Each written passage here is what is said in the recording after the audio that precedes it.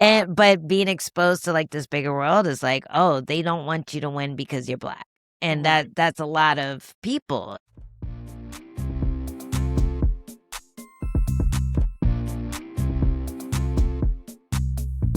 Welcome to Weigh-Ins. I'm your host, Alexandria Glade, and I cannot wait for you guys to meet today's guest.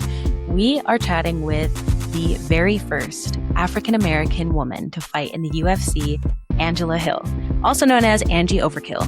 Y'all got to check her out on Instagram. She is so fun on there, so entertaining, so inspiring, and I know she's going to have a lot of great stuff to say. So without further ado, let's just go ahead and weigh in.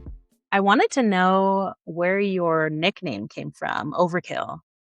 Yeah, it's kind of corny because I was about to go pro and I had already had like 14 amateur Muay Thai fights, and I was telling my friend like, "Hey, I need a nickname. I can't just go pro without a nickname." Right. And I didn't want something that was like, I don't know, cutesy, like there was a lot of little pit bulls and, princess whatevers, and I didn't want anything like that. So my friend was like, "Oh, how about Overkill?" And I was like, "Yeah, that's cool because like it kind of matches my personality and it rhymes with my last name." So Overkill Hill kind of became like the thing. And yeah, I don't know. I think I was always kind of overkill in the gym. Like I would always go extra hard on the bag, and I would Oh, always try to like, spar the biggest guys, and I just like, I was really enjoying being a little monster. So I yeah, love that. Overkill just fit. That's awesome. No, I love that. That's so unique. And I feel like it makes sense to have a name that goes with your personality, Overkill. And the fact that it rhymes Yeah, with your last name is pretty sweet. I know. My friend was a genius. Shout out to that friend. Is that friend also they're a fighter?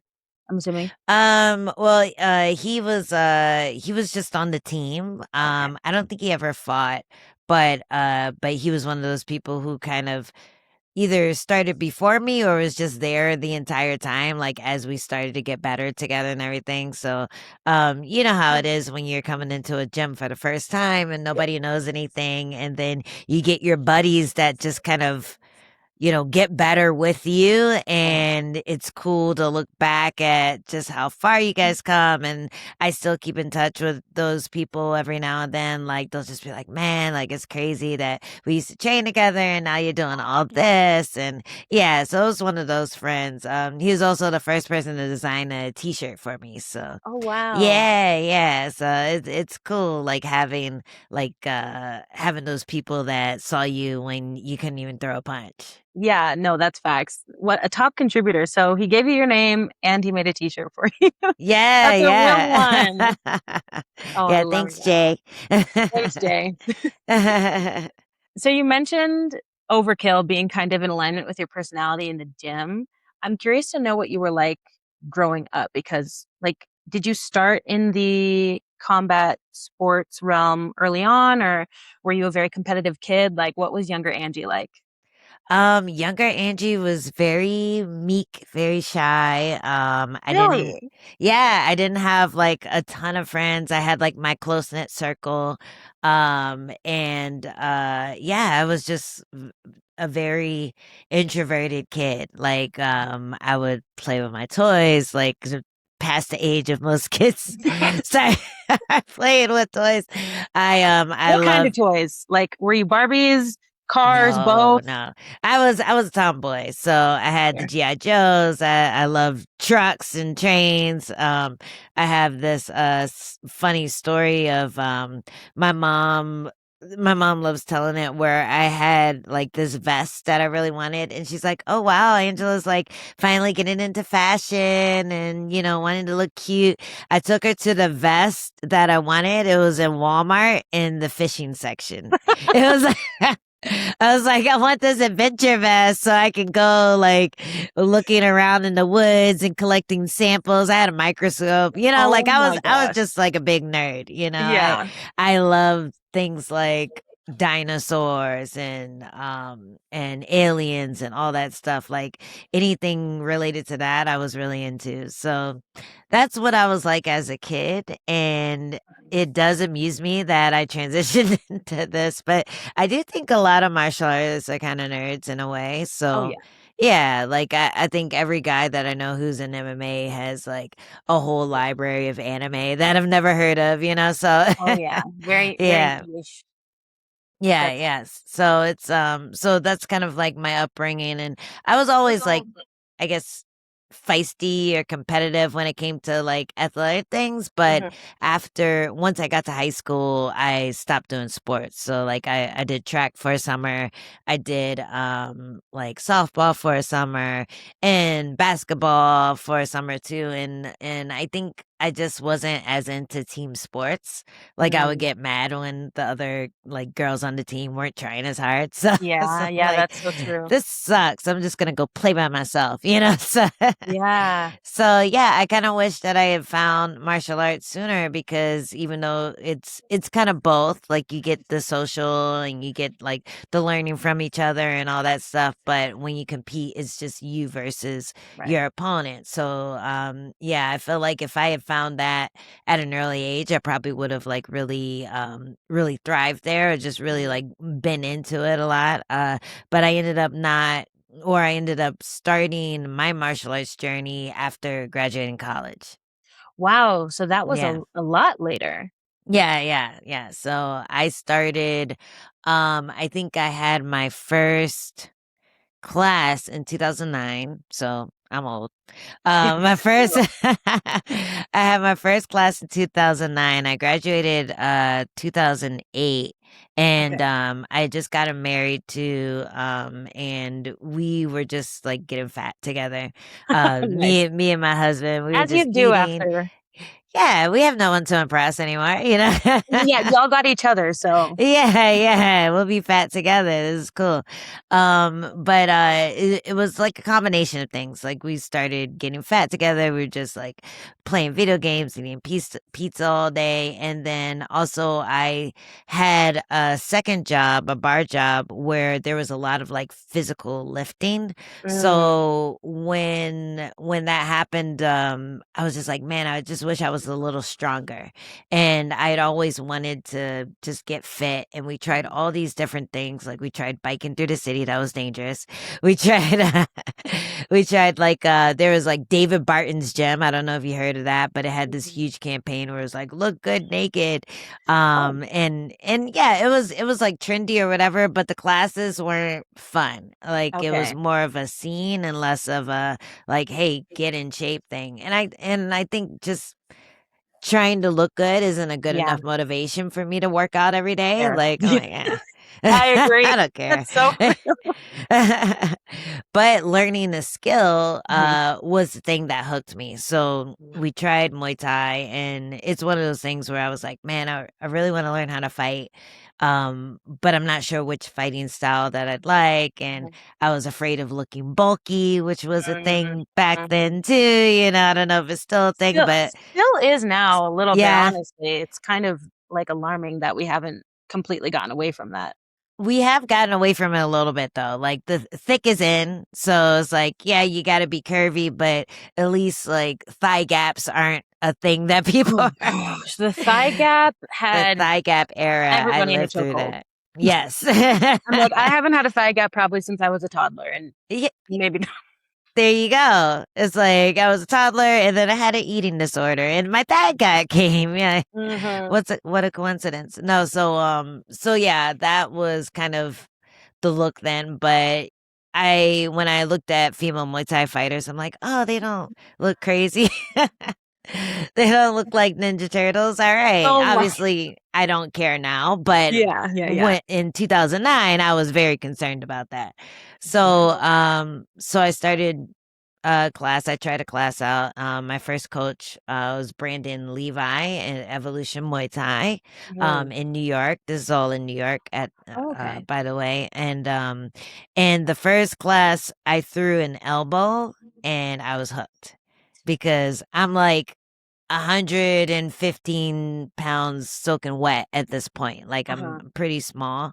And I threw an elbow and the way that thing landed so hard, it was like all 115 pounds landed on that one spot. And I was just like, Mhm. oh, I could do this to anybody I want. And they're not going to be happy about it, you know? So yeah, feeling that power, really got me hooked, and my husband loved it too, so that was, like, a great thing because I feel like if I wasn't doing it with somebody, Uh-huh. then I probably wouldn't have stuck with it as long, and then the days that I felt too lazy to, get on the train and go Uh-huh. to the gym, he would be like, "Well, I'm going," and then I'm just, like, sitting at home like, "Well, I'm not gonna be here by myself," you know? Yeah. If he's going to the gym, I might as well go. Exactly, and then I'm always happy after I go, so it's like getting over that hump. They always say the hardest part of working out is getting to the place you're gonna work out, Oh, so, yeah. Oh, yeah. yeah, that helped out a lot, and, yeah, the rest is history. Started fighting, w went undefeated in, Muay Thai, Okay. and So you competed Muay Thai first. yeah, I did Muay Thai first. I competed as much as possible. We did like tournaments and stuff. And then we had the show called Friday Night Fights, which Mm. was kind of cool because it's like those regional like MMA shows, only it was just Muay Thai. Okay. And it gets you used to like the whole walking out, having a walkout song, hearing the crowd Oh, chant your all the good name. stuff. Yeah, just like that could be like kind of I don't know, scary if you only competed in tournaments or Oh, only yeah. competed like, in gymnasiums and stuff like that. But 100%. having it feel like a fight night, like a real one that you see on TV, it was a good kind of stepping stone for what happened next. Oh, wow, okay. That's really cool, and I honestly don't think I've ever been to, like, a Friday Night Lights for MMA or Mm. Muay Thai. Oh, you I should go. You'll I get a would like better to. seat. I would hope so. I Yeah, actually yeah. did Muay Thai for, like, 1 summer way before I Ah, started wrestling, and it was so much fun. Um, hey. yeah, I don't know if I would do it now, but I remember the coach was like, Why?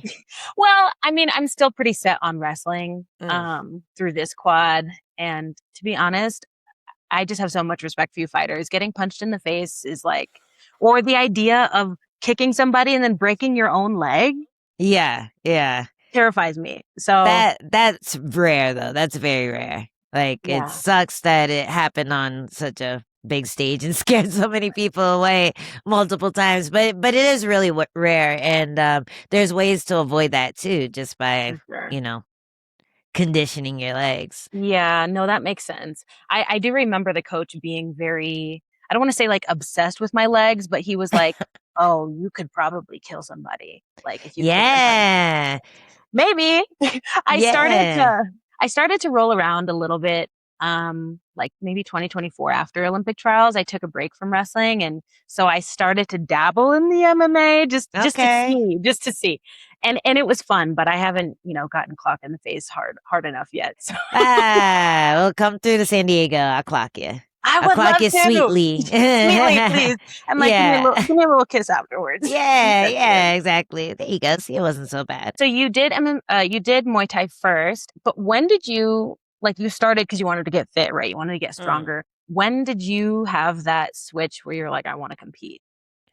I didn't really. Mm, I started sparring and people were telling me, "Oh, you look good for sparring," like especially because I had only started maybe 9 months before my first fight. okay. But it was I don't know, when I look back on it, I'm like that wasn't really a fight because because it was a tournament. We had headgear, shin guards Uh-huh. on. It was like elevated sparring, you know. Okay. But you still get all the nerves, all the anxiety. You still have to cut weight. You still have to show up and, do your thing out there. But before that, my coach just came up to me and was like, "Hey, you want to fight?" Oh, wow. And I'm like, if you think I'm ready. And he's like, "Yeah, we'll see." We'll So, see, we'll see, it's crazy. sure, we'll find out soon enough, So yeah, and I think I had another friend who was on the fight team who had already fought a couple times, and his little sentence I always remember, because I was like, "Man, Brandon told me that I could fight, but I'm a little nervous." Like, and I'm watching him go through fight camp and everything and how hard he's training. And I'm like, you really think that I could do what you're doing right now? And he's like, anybody could do it. It's just hard. So Mm. I was just like, Mhm. oh, like there's nothing holding me back except for Yeah. myself. I don't know. It was Yeah. just one of those weird eye openers that I always forget. Like my pre-fighter brain, there was always something where I'm just like that's cool that they're doing that, but I could never Mm. do it, Right. or Right. I'm sure like I would just, not survive trying to do everything that they're doing.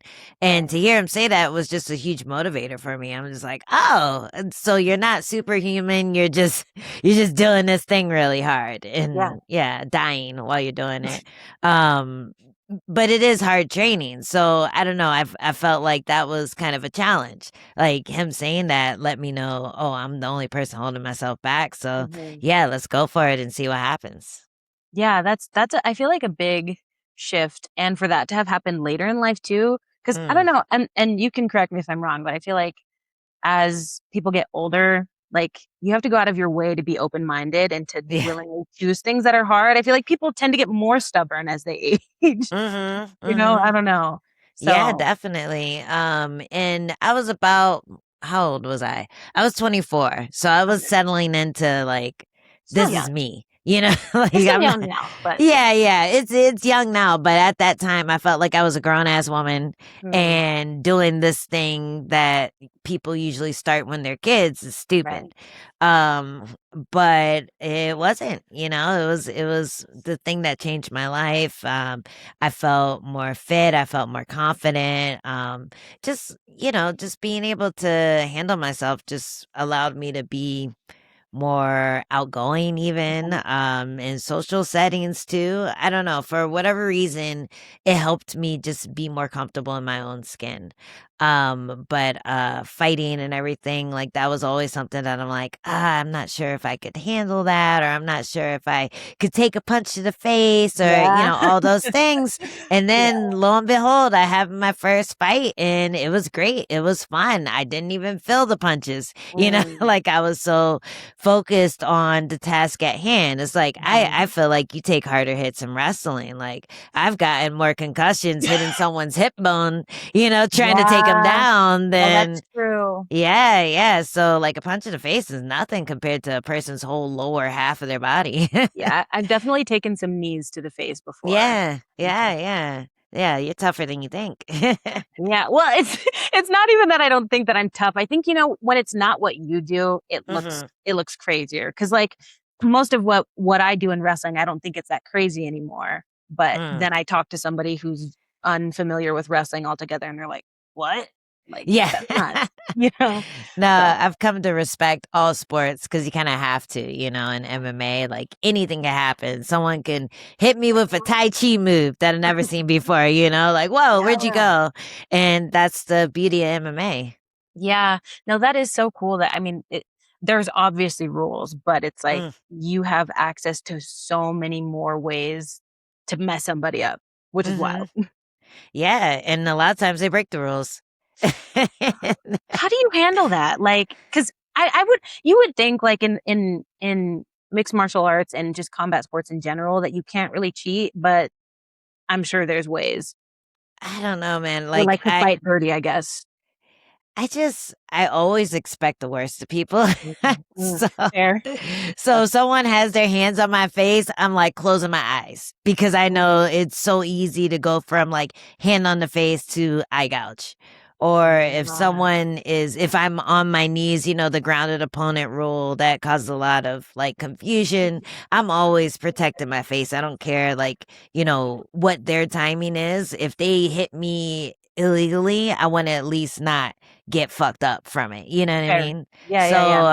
yeah, I think that's how I handle it, but there's so much chaos in a fight that you can't always be prepared for it. And it's not like your training partners are kneeing you on the ground when you're Right. sparring. So yeah, it's one of those things that like sometimes you just are super unlucky and you get nailed and you hope that like the referee and the people around you, your corners are competent enough to handle the situation if you're messed up or Mhm. someone's just looking out for you and making sure you're not going back in there with like one eye or with like a crazy lump on the back of your head Yeah. when the fight should be stopped. So it's a scary thing. It's something that, as I like think about transitioning into coaching and everything, I have to be really aware of what I am passing on to people and Of telling course. them to look out for. And I think that's one of the things that a lot of coaches kind of don't focus on. Like I remember training with one of my friends that you might know, Mr. Phil, and Oh, Phil Davis. do I know? Do I know Oh my them? gosh. See, we're old, man. We're old. Oh, you, Phil Davis is one of the best wrestlers to transition into MMA. So okay, wow. yeah, yeah. And I don't want to put all his business out there, but he taught me a Fair. few tricks that Cool. you would have to, be aware of in the cage. Like if someone's grabbing your gloves, which is very Mhm. eagle. If someone's grabbing the cage, a lot of times he's like, "Hey, if you get someone lifted up on your shoulder, they're Mhm. probably going to grab the fence. So just remember, you're going to have to like double tap on that takedown. Don't just let them grab the fence and then blow your load on it." So Wow. like certain coaches, I think, have enough experience where they can be like, "Okay, this is how people are going to cheat against you doing this move." And yeah, it's just something that comes with experience and Yeah. like when someone cheats, it pisses you off, Right. especially if you lose, but in the end, you're just gaining knowledge and passing on to the next generation. Yeah, that's huge. So it sounds like you had had a good coach in him, got some good tips. Yeah, yeah. What was the because you started in New York, right? Mhm. And then that was with Muay Thai. I'm assuming you've gone through various coaches and gyms at this point. A few. So, when I was in New York, I was with my Muay Thai coach at Evolution. And then once I started deciding to do MMA, I ended up in South or North Carolina Oh for wow. a second. Just, there was a coach there, Chad McFatter, and he was looking for someone to sponsor to get on tough. So that's really the only reason I felt confident enough to apply, just because I wasn't using all of my own money. Mm, And he promised that he'd get me a fight, which was really hard for me to do at that point because I had already had a bunch of Muay Thai fights, and people didn't want to fight someone who's like an undefeated Muay Thai fighter when mm, they're just getting started. So like the only fights I could and I was trying to fight at 105. So okay. that was Well, like also a very small talent pool. And I ended up moving up to 115 so I could do tough and so I could just get more fights. mhm. So I ended up getting my first MMA fight with the coach in North Carolina 2 days before the tough tryouts. Oh wow. Yeah, so we knew we were cutting it close, but that was Yeah. as soon as like I had been down there for months and we had been trying to book a fight, and I had almost like just given up hope and just Mm, thought, all right, well, I'll just go back to New York and, next time around, maybe I'll have some fights under my belt because you need at least one. okay. For most seasons, you need three, but three with a winning record, but because they were introducing the strawweight weight class with this tough 20. Mhm. They lowered the standards. They're like, Okay. we need Right. numbers, we need Right. Right. numbers, so they would have canceled out a lot of the people who applied. So I came in, I went, I fought my fight, I won, got a TKO. Went to Vegas 2 days later, I still had a black eye, and I was 1-0, and so I Nice. qualified.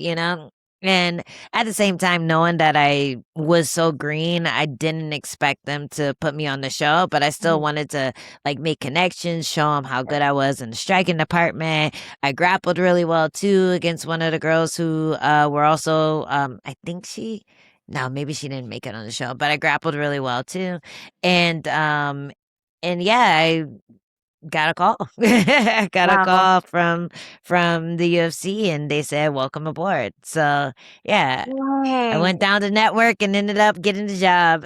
That's amazing. That's awesome. So things were really just rolling for you, at least Yeah. it seems. Did you have like, because at this point, were you training with a lot of women? Like, what was the environment like? Did you have a lot of support? Did you ever get pushback, or was it kind of just like things consistently unfolding in a good way?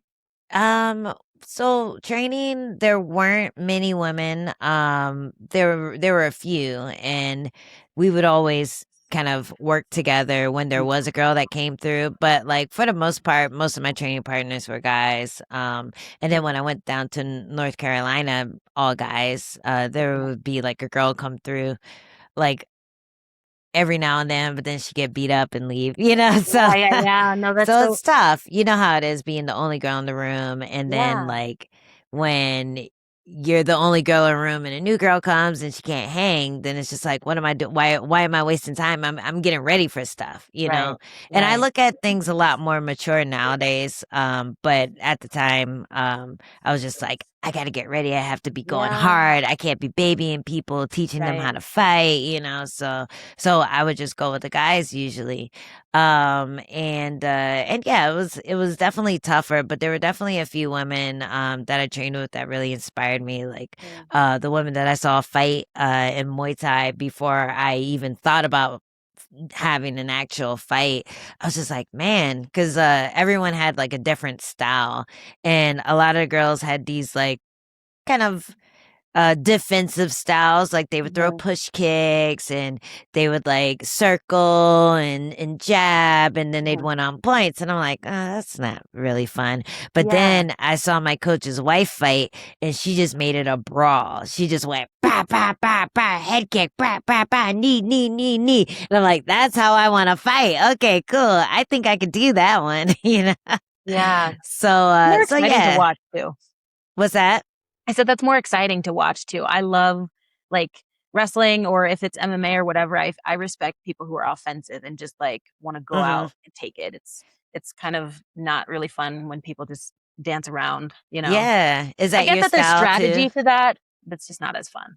Yeah, exactly. No, people wanna see a bloodbath. They wanna Yes, see a barn burner or everything exactly. or whatever you're saying. So, yeah, I think I've always wanted to entertain if I did do something like that. Like, I didn't wanna just go out there and win and everyone's falling asleep. Like, I Right. always try to go out there and make it exciting and do something cool and have, like, my little 15 minutes of fame, if you will, you know?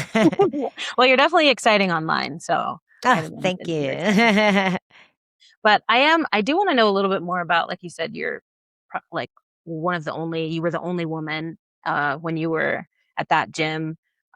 What was that environment like? Like, were the guys welcoming to you? And was it predominantly white in that gym? Like, were you also the only black person in the gym? Like, what was that like? In New York, there's like, people from every walk of life in New Mhm. York. New New York's York's a pretty melting diverse. pot. Same with North Carolina. Like you had like a bunch of different people from different walks of life, and everyone was always really like encouraging and supportive and everything. And then when I got to San Diego, that was kind of like my next stop after Tough. I realized I needed more female training partners. Mhm. And San Diego did not have a lot of black people when I got here. Ah, It's one of those things that I don't notice until I go home. So I'm originally from Maryland, PG County. So okay. it's like the DMV area is very, very black. Yeah, Like I've heard. I and haven't been there yet, but I've heard. yeah, yeah. It's like almost. Atlanta black. Like it's very Okay. black. So Atlanta's very black. it's very black. So we're almost there. We're like 3/4 Atlanta and Nice. DC. So I never really noticed until I would go home and I'm like, wait a second, I'm getting like culture shock from all the people, because I forgot. I didn't realize, like, it's mostly like, white Mexican out here in Right. San Diego. Mhm. So I forgot that I'm just like, man, I'm like the only one here every now and Phil Davis. Who's Yeah, and Phil Davis. There we go. in our friend Phil Davis, he was Yes. also there in San Diego. But yeah, it was one of those things that I didn't really realize. And and yeah, it was just one of those things that you kind of get used to, and then you go home and you're like, man, I wish I wasn't used to that. Like, I wish No. more people would embrace the sport and Mhm. blah blah blah. But it is pricey, Yes. to be an MMA fighter, to be able to get all the support that you need in order to just do it, to be able to pay all the memberships, because Mhm. a lot of times in order to be like the best, you're at a MMA gym, you're at a jiu-jitsu gym, you're at a Muay Thai That's a gym. lot of Like, gyms. it's a lot of gyms, it's a lot of membership fees. You need somewhere to do your strength and conditioning, so that's another fee. You can't go to Planet Fitness because you'll be like, and they'll kick I you out. know. Yeah. Breaking all the rules. Yeah, exactly. So it can get expensive, and it's a dangerous sport too. So injury will take you out really quick. And Yeah. most people doing MMA don't have the luxury of only doing MMA. So Right. finding a way to fit it into your 5 jobs, which is the reason I left New York too, is like MMA was illegal, but also I had to work like 10 jobs just to make rent, save money, pay for like training and all that stuff. Like it was a hustle. Yeah. So I definitely got more rest time once I moved to San Diego. Same with North Carolina, but North Carolina was just a little too slow. Right. And yeah, being in San Diego, it was a nice in between of New York and North Carolina. It was just like, yeah, Yeah. small city, big dreams, all that stuff. San Diego is really pretty though, at least. So Yeah. Yeah, yeah. San Diego's gorgeous. I like, now that I'm settled, I don't want to leave. And I feel like anytime someone does move because of like taxes or, right. whatnot, issues, they regret it. Yeah. I Like, I mean, want to come back. California is so expensive, but Hmm. it's like it's California. And I'm up north too, so Okay. it's like Bay Area near San Francisco. Oh, okay. Very expensive, but Yeah, yeah, I it's bet. pretty. So, um, but that's interesting that I mean, yeah, like you said, it's not as diverse or not as black as where you grew up, but you Right. love it now. So what is like I don't know, was that transition hard for you or challenging, or was it kinda just like, "Okay, this is how life is here, and people are welcoming, and it's fine?" Yeah, I don't know. I think I didn't really notice it until like certain things would happen that were like black issues, and then Like I what? get like I don't even want to bring it up, but like certain things would piss me off online. Mhm. And I'd feel like, as the only person of color, or woman of color rather, the only woman of color who is willing to say something, I Yeah, I should say something. And it yeah. sucks because I feel like a lot of times I've gotten a lot of slack. If you Google Angela Hill racist, like it's Oh, like a man. thing that people have said about me, but it's really just standing up for, things that shouldn't be going on in the MMA Right. world, things that would turn off your black fans from Yeah, watching, and so anytime I would tweet something out like, "Hey, this isn't right," or "Hey, we should like think twice about the way we're talking about things like this," you get a ton of backlash. yeah. And I think it's more so because MMA is very, non-black. Like, Wrestling is the same way. I mean, that's mm, part of why I was so interested in talking to you about it because I noticed that you were vocal online and, we're in an interesting time with social media, right? Where it's like, okay, not everybody has to be an activist, but then you have a following, you have people looking to you, trying to navigate what you should and shouldn't say is something yeah. that I've always like gone back and forth with. like, especially in college, I went to college in Southern Illinois, and it was very Mm, white and black and not a lot of in between. right, right. And the political climate, I mean, my sophomore year of college, I think, was 2016 during that election, and Mm, it was a mess. So, just, like, constantly, wrestling with, like, what can I say? What can I not say? I'm very proud of who I am and, our ancestors who, you know, did so much to lead to this point where it's like, it's hard, and, representing Team USA or being in the UFC. I mean, it comes with a lot of pressures that I feel like you don't realize until you get there. So I yeah. really wanted to pick your brain about that and how that experience has been for you. Yeah, it's just been eye-opening. I feel like I was in a bubble before I became like a minor celebrity, you know what I mean? Like when I was in college and when I was in high school, like I never thought about like my outer appearance as being Mhm. something that like was grotesque or anything. Like I Yeah. thought it was cute. And Right. then And are. And are. yeah, I'm like I thought it was cute. And but being exposed to like this bigger world is like, oh, they don't want you to win because you're black. And Mhm. that's a lot of people, and it's not every fan, obviously. Obviously, I have a ton of fans, Oh, um, yeah. I'm a because fan. I'm black, or because I'm who I am, or because the way I fight, or there's all sorts of reasons why I have the fans that I have. But there are people who are super anti Angela Hill because of that reason, and just saying that is going to make them mad because they're Oh, like, yeah. no, it's because you suck. But it's like, no, Let's you be don't have real. it. Like, who else sucks that you're paying attention to? I bet they're all black, you know? Yeah. Because That there's a lot part. of sucky fighters out there of all different races. Yeah. But it's just one of those things where you have to I don't know. I feel like I'm providing a service by being a public figure.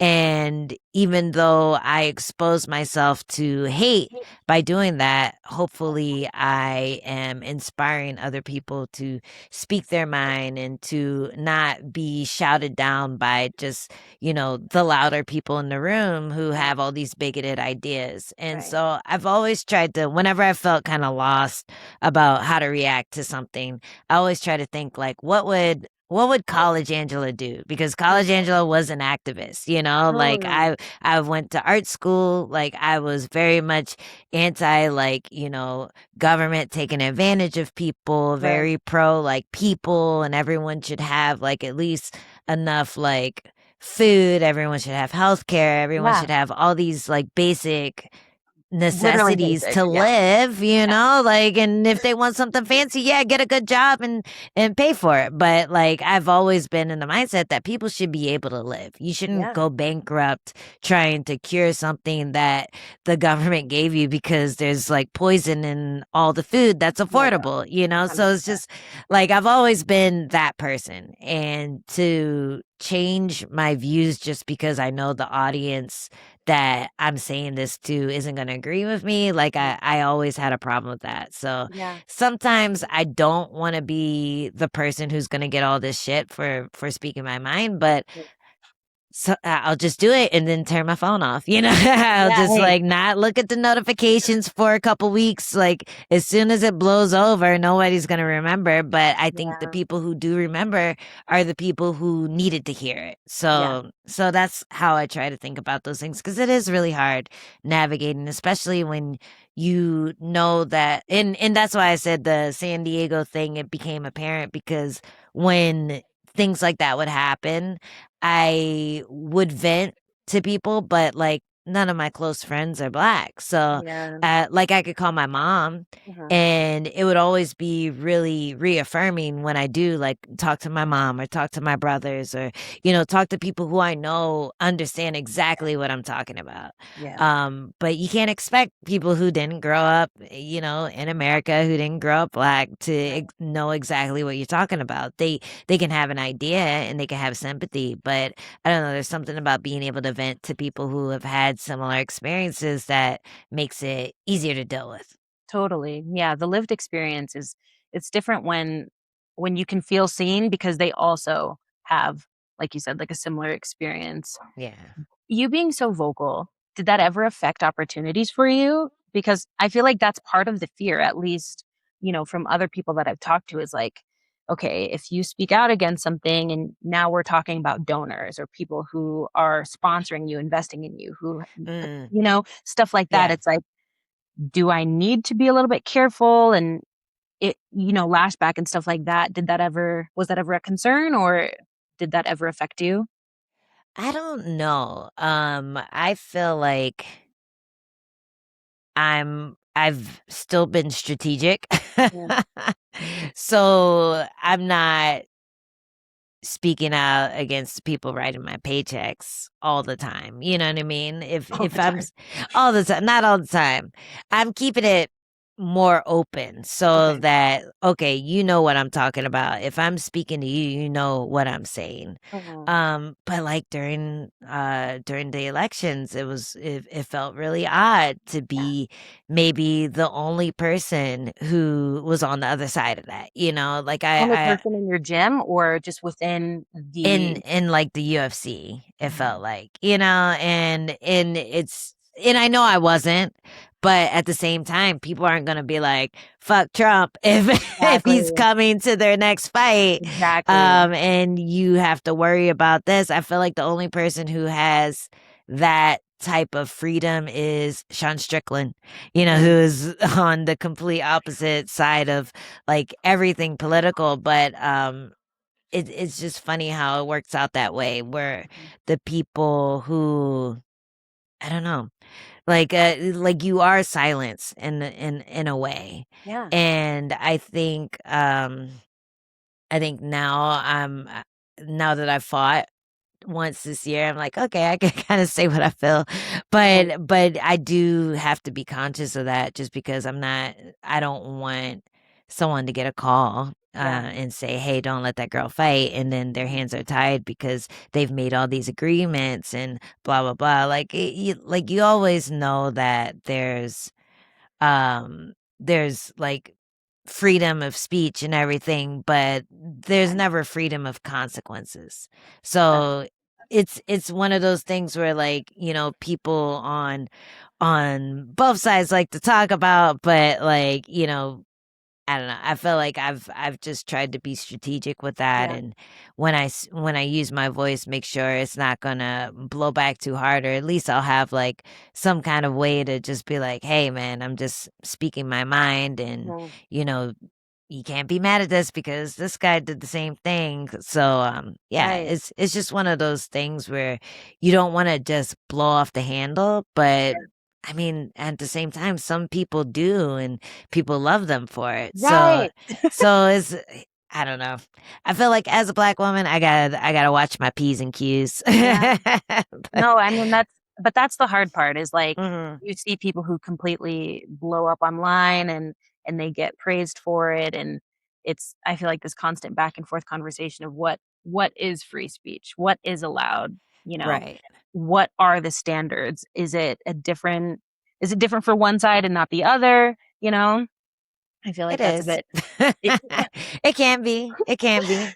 I'm like, yeah. let me not say anything in absolutes. Like, Right, sure, it sure. definitely can be. And it depends on who's running the show too, right? Like, uh, I think with the way that the UFC has been looking, I'm definitely gonna be careful about what I say.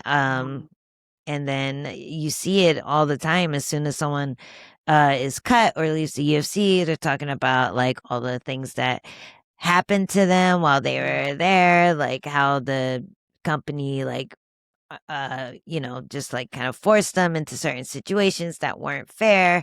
And it's just like, yeah, you have to be grateful for what you have within the company and within the space that you're in, and try to do the best work that you can from inside. Of course, So yeah. that's kind of what I've been trying to do, especially since you know UFC went super to the right of like where I stand politically. Mhm. Sure, yeah. Was it not, when you started in the UFC, was it a little bit more even in terms of political beliefs, or was it still always leaning away from where you stand, and now it's just even more? I potentially think explain? I think I might have just been more oblivious Okay. because I Fair. was living in New York for so long. I just assumed Okay. the rest of the world was New York, you know, Sure. Sure. Yeah. like And New York. New York is so left, you know, and there's like a pride parade every month for different Right. things, for different Yeah. islands, for different like you know, nationalities, for different like sexualities, like for like Everybody. everybody has a month, everybody has a parade, like everyone feels seen in New York. Mhm. And so I think I was really oblivious to it, if it did exist. Like I did know that you had a lot of like uh you had a lot of people who liked having guns. You had a lot of people Right. who, you know, didn't want to pay taxes. Yeah. And I always felt like that was part of just the way that we get paid because when we get our big paycheck, no taxes are taken out of it. So we have to do that at the end of the year. So you see a lot of fighters getting in trouble because of Yeah. that, and IRS Yeah. comes for them and everything like that. So you have to be smart with your money, even smarter when you're a fighter, which is like not the stereotype. Yeah. Yeah. Yeah. Us being smart with our money, but yeah, yeah, it's just I felt like there were a lot of things that would make sense as to why certain people were more right leaning, Okay. but I didn't realize the huge percentage it was until maybe an election or two after I had been in the UFC. So Yeah. I've been in the UFC since technically since 2014. Wow. Like I left and came back, but like that The whole. 2014 to now, that was a long span. Yeah. Yeah. I It think is. that's two and maybe three elections that happened then. So so yeah, it became more apparent each one. Mhm. Yeah. And you know, it's just funny because I would go back to my conversations with, like friends in the gym, and I'm like, oh, for sure they believe in everything that I believe in. And then I slowly started to find out that I wasn't in that club that they were in, you Mhm. know, like they're in Mhm. the let's you know, work hard and make all our money and not give it to anyone who isn't working hard club. Yeah. And I'm kind of in the like, no, we should be helping people who can't do for themselves. Yeah. And yeah, that just sounds stupid to a lot of people. So No, I hear you. yeah. Dang. So with that being, I mean, these are some of your friends. These are the people you spend time with every day. Has navigating this presented challenges like friendship wise and training, or even just like your general enjoyment of your sport? It definitely makes it hard to watch certain times. I don't know if you watched the White House card. What I saw clips online, ah but I didn't sit down and turn it on. yeah. I was not like, yeah, I'm gonna spend. I think I also was doing something else that night that swayed me Okay. there I think a more lot of into people it. were. I But know I a lot of watched it. you watched it. Okay, so I watched it, and, I think just a lot of the cutscenes and, like, promos, like, they'll have, what do you call it? The little bumps in the middle of everything to keep the show going in between mhm, fights. And a lot of it just felt like propaganda, you mm. know, like, hey, love America. You should love Yeah, yeah, America. yeah, yeah, And it's yeah. like, why do you feel like you have to convince us? Yeah. Love America more. Like we're here, we're not going anywhere. Like Mhm, relax. mhm. It just felt really odd and just I don't know. Um I think if you watched it, you could see what I was talking about. But basically, you know the movie Idiocracy? Have you ever heard of it? Am I gonna age myself again? Yeah, yeah, No, I'm old. Yeah, no, I no, it's wasn't. Well, you're okay. not. Come on, we're just It's a okay. little bit No, older than it me, that's all. I think if you ever have like a movie night where you just don't know what to watch, watch Idiocracy Okay. because it's basically a premonition of what's happening right now. Oh, I Like love movies like that. yeah, yeah, it's like The Simpsons before people caught on to Oh, The yeah. Simpsons Alright, predicting alright, everything. alright. So definitely watch that. Like the whole like all the like fireworks and the bright lights and like all the crazy stuff that like the White House has been doing lately. Like that's all in there. It's Okay. really funny. It's a funny movie. I'll watch it. But basically, yeah, that's kind of how it feels. And I don't know, it just makes it feel a little corny, you know? Uh-huh, uh-huh. And It is. before I don't know, it is. But I can still watch a fight and appreciate a fight. I can still Sure. watch like the production value of the UFC and be like, yeah, that was a good fight night. But I think when it gets political, it Uh-huh. turns a lot of people off. And you Yeah. know how people are always like, hey, athletes need to I stick to hate bouncing that. balls and blah blah blah. But it's like no, like our sport is heavily into politics. Yeah. So And yeah, politics affect us. So of course we should be, up to date on things that are happening. We also pay taxes. We also vote. So yes, yes, exactly. Like we have the same rights you do. yeah, there's no special athlete discount. I wish there was. Maybe we could vote for Okay. that person next. Like, Oh let's man. go. I'm spending a lot of time on this because I feel like this is something that doesn't get talked about a lot or enough. And I just think it's important. And even from my own experience, obviously I'm in a little bit of a different world, but you'd be surprised how much overlap there is Yeah, in this. And I mean, have you heard of the new wrestling platform, that Professional League? RAF thing. Mhm. Yeah, that's Have the you like that's the only wrestling platform I know, I think. there? Oh gosh, yeah. Well, there's a lot of overlap in the way that Mm, things are being done, and there's a lot of MMA fighters who are getting to be on that, and I don't want to go down that rabbit hole, but um, does it change like your day to day? Like, has this? I don't like going into rooms, right, where I'm probably the only one who oh, thank you. disagrees with everybody because I get uncomfortable, and I feel like I growing up learned how to adapt and adjust. I also grew up with my Asian side of the family. Like I grew up Oh, with my black okay. family too, but I grew up with my mom and, my Filipino side of the family. So yeah, I don't know how much you know about Filipinos, but they're very like Yeah. accommodating and try Mhm. not to stir up That's the any other trouble. big demographic out here. Oh yeah, that Yeah, yeah, I Mexican, have white, family and there. Filipino. I forgot Yeah, the Filipinos. I'm sorry. it's okay. It's okay. They'll still feed you. Yes, they will. They will. But Oh, yeah, I guess what I'm getting at is, like you said, you've grown in your confidence. You're outspoken. Do you feel like you're able to maintain that in these spaces?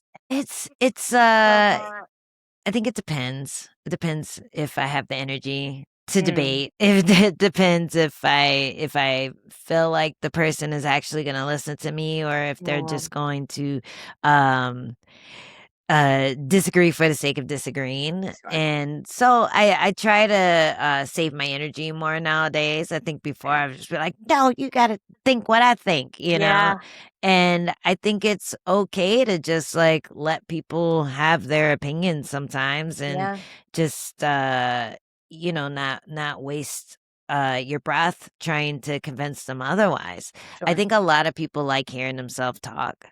And I think, like, I mean, in the podcast era, a lot of people, they'll listen to podcasts and then they'll just blurt out that information and everyone's just looking for that oh moment when they're talking to people so they can feel Um, good about themselves. There's like a mm, dopamine hit, like, yeah, oh, I didn't know that. Tell me yeah, more.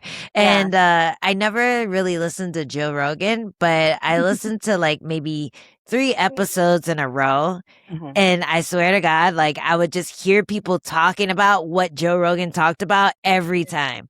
Like Oh gosh. they would just be repeating the information. So Okay. it's one of those things where I feel like a lot of times people don't even really own the opinions that they have. They're just Mm, saying what someone else told them and they didn't do any research. They looked at a headline, they didn't click on the article. And what's the point of arguing with somebody like that? right, right. So, like a lot of times I've during fight weeks, my manager will come and, support me during fight week. And I've banned him and my husband from talking about politics because it just makes me so irate. Sure. I Yeah. was just like, this is not what I want to focus on. And they both like jabbing at each other because they're both trying to put each other in their place. But I was just like, I don't want to hear this because I'm just gonna think my manager is an idiot. So Sure.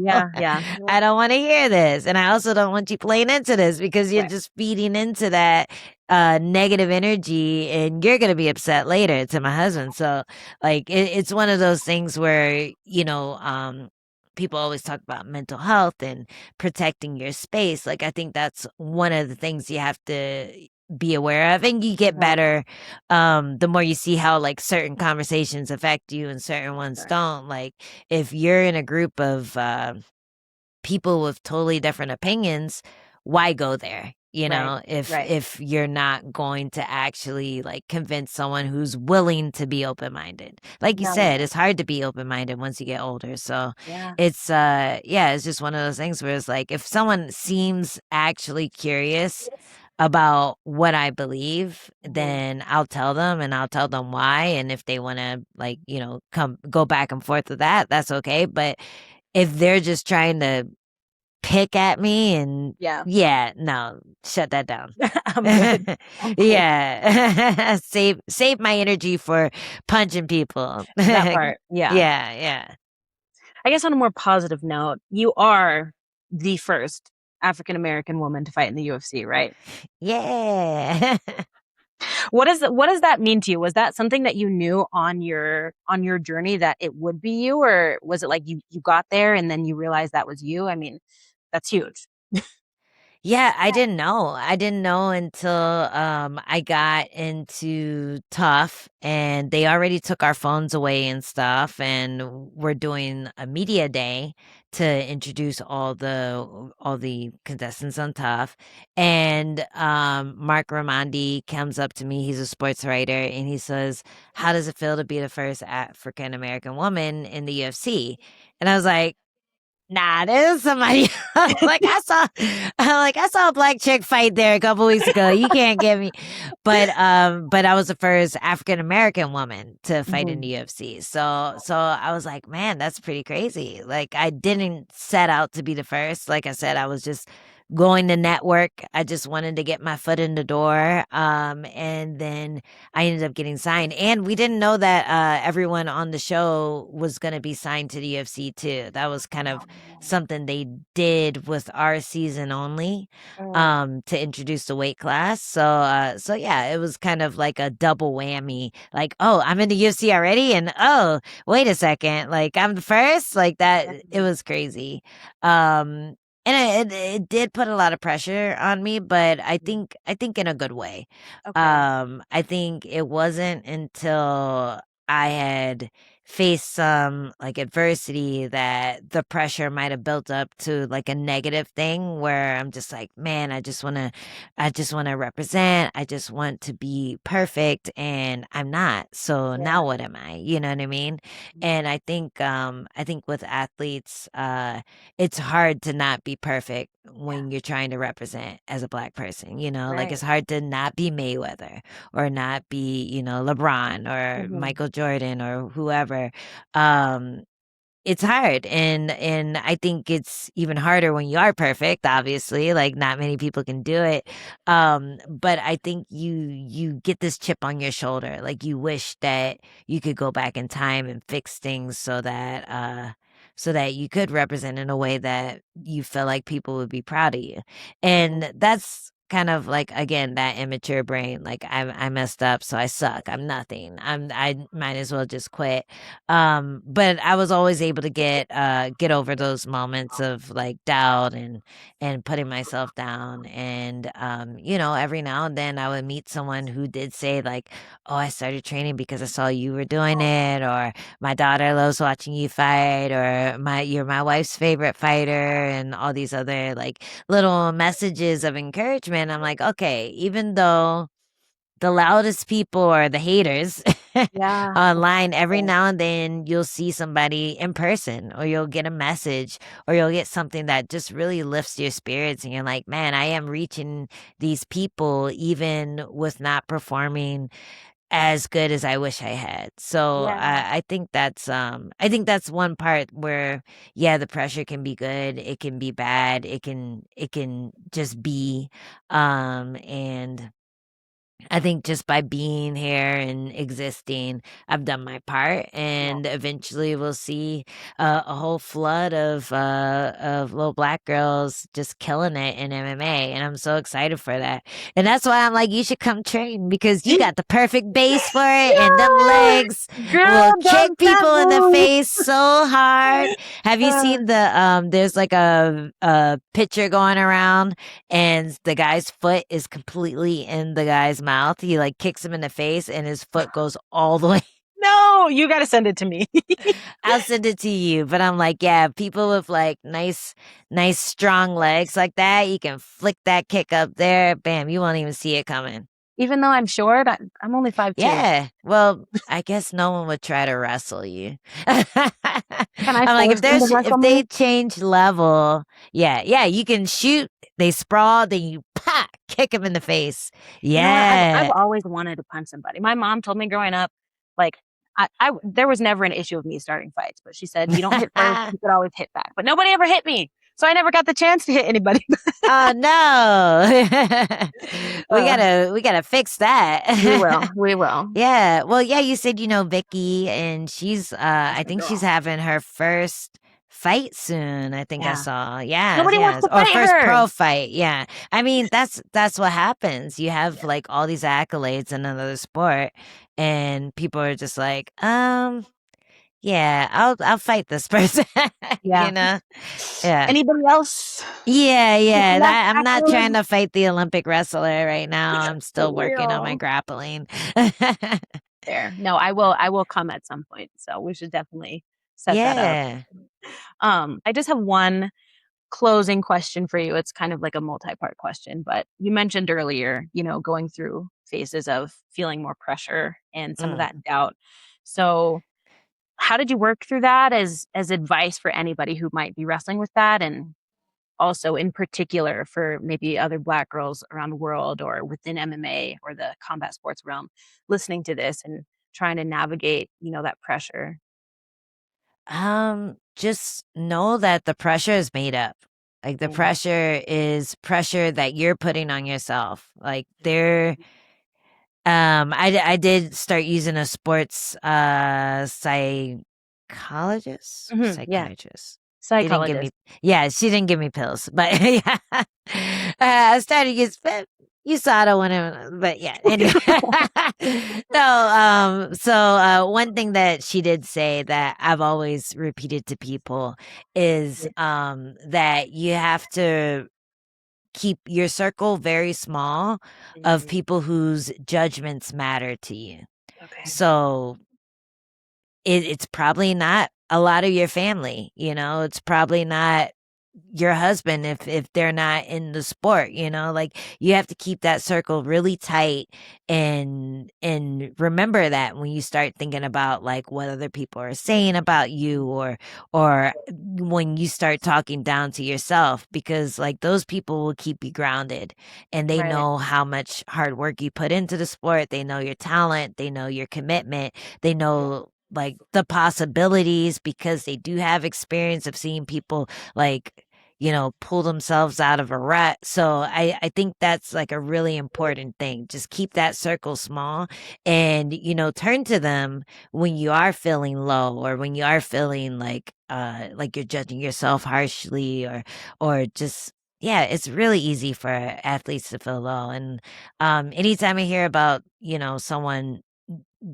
becoming depressed or these really horrible stories of like a lot of fighters will like commit suicide because the pressure builds up and it's to this point where you just feel like that's all the world, like fighting is all you are, and if you lose a fight, even the potential of losing a fight, like Mhm. a girl that I fought killed herself when she was in fight camp or she was Gosh. preparing for her next one and she was coming off of a win. So it's just like, yeah, you never know what could be a trigger for something like that. But I'm sure you know how hard it is to be in that rut and just feel like nothing, Oh yeah. you Oh know? yeah. So I think that circle thing is really important, like just keeping that circle small and turning to those people when you do need to be lifted up because like and making sure it's the right people in there Yeah. because Yeah. some people will bring you down Oh further, yeah. Oh you yeah. know, and you got to figure that out for yourself. But I think that's really important. And just know that the pressure is made up, you know, Yeah. like if you do well, yeah, people will notice. If you do bad, yeah, people will notice. But like the pressure that you're putting on yourself is you. So Mhm. just try to remember that and remember that it's not a physical barrier. Like you can get past Okay, wow. Yeah, the pressure's it. made up. That is Yeah. great advice, and I'm sure that will resonate with a lot of people. I know it resonates with me, so thank you. Yay. Ugh, you are so inspiring, and Ah, I appreciate you taking the time and being so open and, sharing your words of wisdom with thank us. you. You're inspiring. Come teach me how to wrestle. Thank you. I would love to. I would love to. I'll come teach you how to Yeah. wrestle, you can come teach me how to kick and punch people. Yeah, yes. No.